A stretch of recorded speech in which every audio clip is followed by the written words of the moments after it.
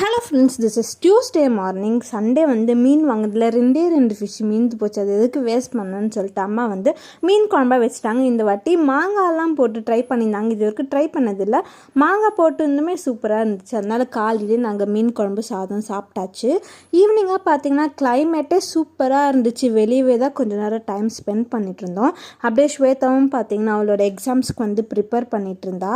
நம்மக்கிட்ட லேப்டாப் இல்லை, ஸ்வேதாவோட ஃப்ரெண்டு தான் லேப்டாப் எடுத்துன்னு கொடுத்தாங்க.